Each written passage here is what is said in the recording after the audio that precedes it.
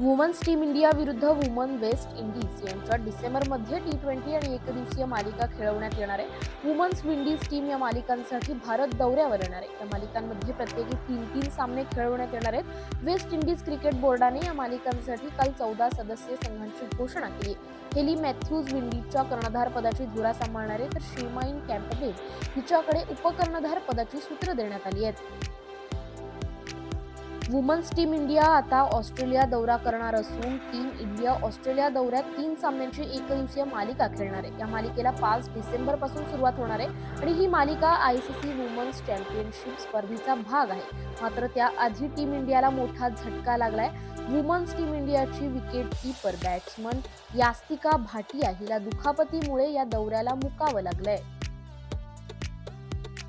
भारताचा युवा grand master दोम्माराजू गुकेशने जागतिक अजिंक्यपद बुद्धिबळ लढतीच्या तिसऱ्या डावात विद्यमान जगज्जेत्या चीनच्या डिंग लिरेनवर सहज सरशी साधली. आज झालेल्या या डावात काळ्या मोहऱ्यांनी खेळणाऱ्या डिंगला वेळेचे गणित साधण्यात अपयश आलं आणि अखेरीस त्याने हार मान्य केली आहे.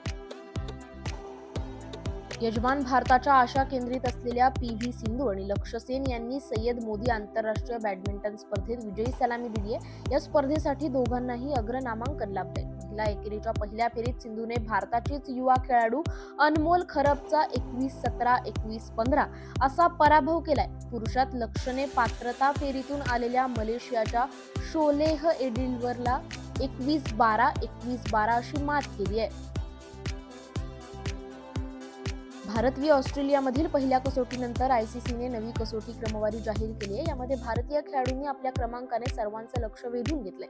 गोलंदाजीत जसप्रीत बुमराह पुन्हा एकदा नंबर 1 कसोटी गोलंदाज ठरलाय. पर्थ कसोटीत चमकदार कामगिरी करत त्याने कागिसो रबाडाला मागे टाकलंय, तर यशस्वी जयस्वालने पर्थ कसोटीतील शतकानंतर ICC रँकिंगमध्ये दुसऱ्या स्थानी झेप घेतलीय. शिवम पठारेचे चढाईतील सुपर 10 आणि मोहम्मद रेझा शार्दुलचे बचावातील हाय 5 अशा जबरदस्त खेळाच्या जोरावर प्रो कबड्डी लीगमध्ये काल हरियाणा स्टीलर्सने गतविजेत्या पुणेरी पलटणवर 38-28 असा 10 गुणांनी दणदणीत विजय मिळवला. या विजयाने हंगामातील पहिल्या सामन्यातील 10 गुणांनी झालेल्या पराभवाची हरियाणा स्टीलर्सने परतफेड केली आहे. त्याचबरोबर गुणतालिकेत आघाडीचं स्थान भक्कम केलंय. भारताचा अष्टपैलू खेळाडू हार्दिक पांड्याने काल आपल्या दमदार खेळीने चाहत्यांची मनं जिंकली. इंदूरच्या होळकर क्रिकेट स्टेडियमवर सय्यद मुश्ताक अली ट्रॉफी 2024 मध्ये झालेल्या सामन्यात हार्दिकने 30 चेंडूत 69 धावांची तुफानी खेळी केली आहे. हार्दिकने त्याच्या या जबरदस्त फलंदाजीने आपल्या संघाला विजय मिळवून दिलाय.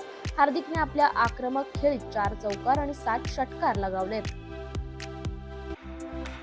तरुण आणि उदयोन्मुख भारतीय क्रीडा प्रतिभेची काळजी घेण्यासाठी आणि त्यांना सर्वसमावेशक पाठिंबा देण्यासाठी समर्पित क्रीडा व्यवस्थापन, डिजिटल मनोरंजन आणि तंत्रज्ञानातील जागतिक आघाडीवर असलेल्या जेट सिंथेसिसने भारतीय बॅडमिंटन खेळाडू मालविका बनसोडेचे त्यांच्या प्रतिभा व्यवस्थापन कंपनी रिअल स्पोर्ट्समध्ये स्वागत केले.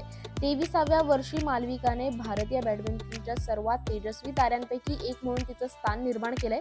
बॅडमिंटन वर्ल्ड फेडरेशनद्वारे जागतिक क्रमवारीत 34व्या क्रमांकावर असलेल्या मालविकाने हायलो ओपन फायनलमध्ये पोहोचणारी पहिली भारतीय म्हणून यावर्षी इतिहास रचलाय.